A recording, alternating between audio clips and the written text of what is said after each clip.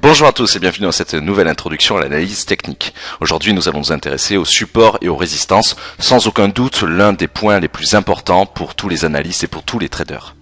Alors, comme nous l'avons vu dans les précédentes vidéos, les supports et les résistances constituent également l'un des outils les plus indispensables pour réaliser une bonne analyse technique. Si l'on veut rentrer sur le marché ou si l'on veut en sortir, il convient évidemment de se baser en premier lieu sur ces points d'accumulation du prix, mais j'aurai l'occasion d'en parler un petit peu plus dans quelques secondes. À l'instar des moyennes mobiles, du RSI et des bandes de Bollinger que j'ai présentées dans les 3 premières introductions, eh bien, les supports et les résistances sont également typiques de l'analyse technique moderne. On est donc exactement dans le même contexte, dans le même sujet de fond, dans la même trame. Là aussi, ces outils, qu'il s'agisse des supports ou des résistances, sont évidemment communs à plusieurs sous-jacents, pour ne pas dire à tous les sous-jacents finalement, ainsi qu'à n'importe quelle unité de temps. Mais sur ce second point, je reviendrai là aussi dans quelques instants, parce qu'effectivement, plus que jamais, l'unité de temps va importer réellement pour accorder une certaine légitimité à cet outil. Finalement, qu'on parle de support ou de résistance, ça n'est qu'une vue d'esprit. C'est extrêmement important de bien le comprendre.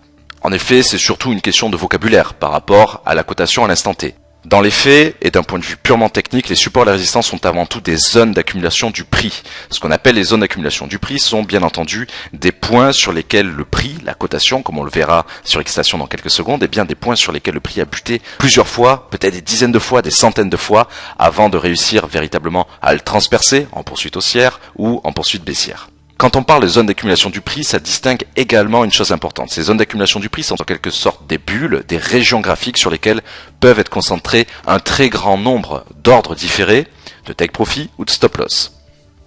En somme, ces zones d'accumulation du prix, qu'il s'agisse encore une fois de support ou de résistance, en tant que vue d'esprit, ne sont que des points de blocage ou de déblocage des cotations, des points de blocage et de déblocage des tendances de trading. Qu'il s'agisse d'un point de blocage, si on n'arrive pas à casser vraiment le support ou la résistance, ou d'un point de déblocage si justement on y arrive, eh bien c'est pour distinguer réellement un lien très étroit avec les volumes boursiers. Est-ce que les volumes ont permis de casser la zone d'accumulation du prix, ou au contraire est-ce qu'ils ne l'ont pas permis? C'est du bon sens, et c'est assez logique, mais bien souvent beaucoup d'opérateurs boursiers ont tendance à oublier ce lien étroit justement entre ces points de blocage, déblocage et les volumes. Y a-t-il une légitimité sur le marché à casser telle zone? Alors, naturellement, s'il y a un lien étroit avec les volumes, est-ce qu'il y en a un avec l'actualité? Bien souvent, c'est le cas. Lors d'une publication majeure, je pense par exemple au PIB américain, par exemple, ou pour une inflation d'un pays membre de la zone euro, eh bien, on va avoir une volatilité un peu plus forte sur les marchés financiers, des volumes un peu plus présents que quelques secondes, quelques minutes auparavant, et effectivement, on va trouver une corrélation avec la rupture de certains points de blocage. Au contraire, si l'actualité a été de faible impact, si elle n'a pas permis de susciter un regain des volumes sur les marchés financiers, eh bien, effectivement, on aura un point de blocage et non pas un point de déblocage. Autrement dit, est-ce que l'on a tout simplement réussi à casser ou pas tel point, telle zone de résistance, telle zone de support? Alors l'actualité n'est pas la seule reine, je dirais, qui puisse permettre d'augmenter les volumes, bien entendu. La spéculation peut y être également pour beaucoup dans l'augmentation des volumes boursiers permettant de rompre un support, une résistance.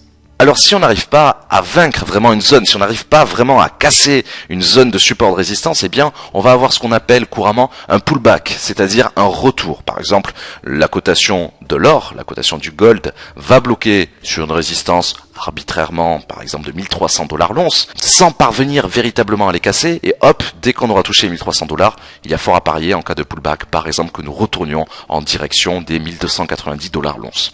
C'est courant. Le pullback est vraiment un terme qu'il faut maîtriser dans le vocabulaire boursier, dans le jargon boursier. On pourrait bien entendu le traduire tout simplement sous la forme d'un retour boursier, sous la forme d'un retour de tendance.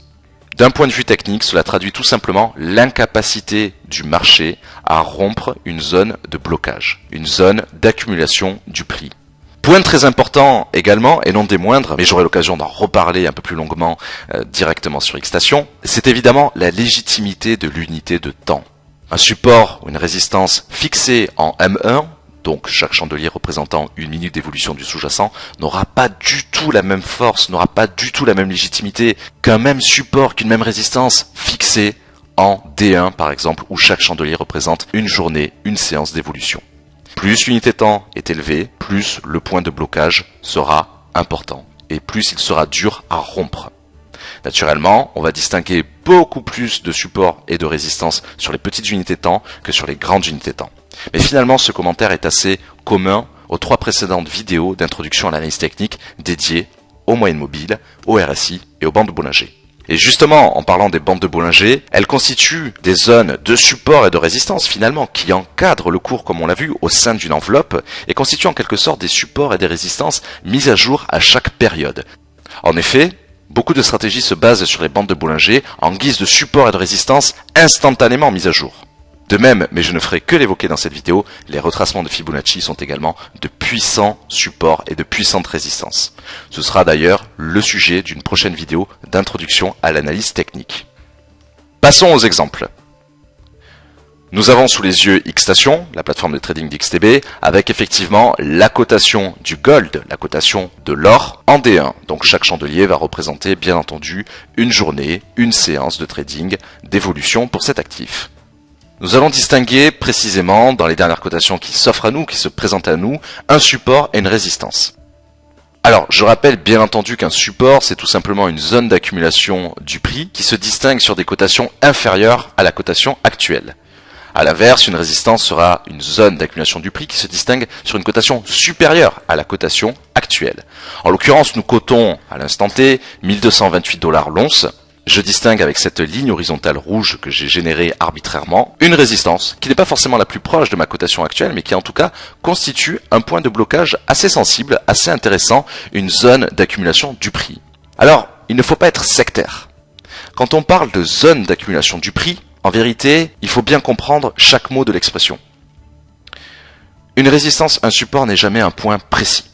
C'est bel et bien une zone. Plus l'unité de temps est grande, plus la zone sera importante. À l'inverse, plus l'unité de temps sera faible, plus la zone d'accumulation du prix, plus ce support et la résistance vont se distinguer sur une fine bande de cotation. La résistance que je suis en train de distinguer aux alentours de 1290 $ l'once est en vérité précisée d'un point de vue graphique exactement à 1292,21. Mais tout cela est purement arbitraire, bien entendu, puisque cela dépend de la manière dont j'ai placé ma résistance. On va zoomer un petit peu dessus. Globalement, entre le 27 mars 2014 et le 27 mai 2014, nous voyons bien que le prix a de très nombreuses fois, environ une trentaine, buté sur cette cotation à proximité des 1292. Alors on remarque effectivement que cette cotation de 1292, quand on zoome, n'a pas un grand intérêt. Nous ferions mieux de tracer en réalité, pour respecter parfaitement l'expression de zone d'accumulation du prix, nous ferions mieux de tracer en vérité une zone.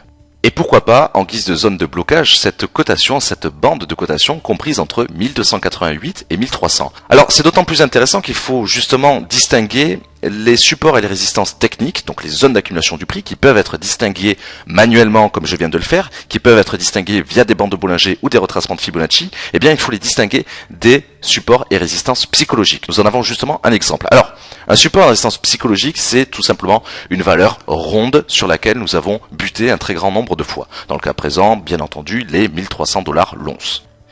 Il n'y a pas de norme absolue sur le nombre de chandeliers qui doivent buter sur un support ou une résistance pour qu'on les distingue. La seule chose que l'on peut véritablement dire, c'est que plus nous avons buté un grand nombre de fois sur une zone d'accumulation du prix, eh bien plus elle devient légitime. Bien entendu, dans le cas de cet exemple, je n'ai pris qu'une valeur purement arbitraire et récemment touchée. Mais en réalité, l'or, comme tous les sous-jacents, présente un très grand nombre de zones d'accumulation du prix. Par définition, en vérité, une infinité. Reste à l'analyste, reste au technicien, de distinguer véritablement les supports et les résistances valables. Alors, un support et une résistance n'est pas forcément horizontal. On distingue également ce que l'on appelle des lignes de tendance. Je vais notamment en tracer une sur l'or. Généralement, on trace ces supports et ces résistances de manière oblique, de manière diagonale pour distinguer un canal. Alors là aussi, au sein d'un même canal, on peut trouver des supports et des résistances intermédiaires. En effet, ce canal très fortement baissier qui globalement va de la mi-juillet 2014 jusqu'à la fin novembre, ne se distingue pas simplement par un support oblique et une résistance oblique qui définissent les extrémités du canal, il se distingue également par des niveaux intermédiaires, en premier lieu desquels nous pouvons tracer notamment cette résistance intermédiaire. Vous l'aurez compris, le but de l'exercice est tout simplement de trouver des zones d'accumulation du prix qu'elle soit puissante, moins puissante, qu'elle soit intermédiaire ou centrale, mais de ne pas forcément se concentrer sur un seul support ou une seule résistance.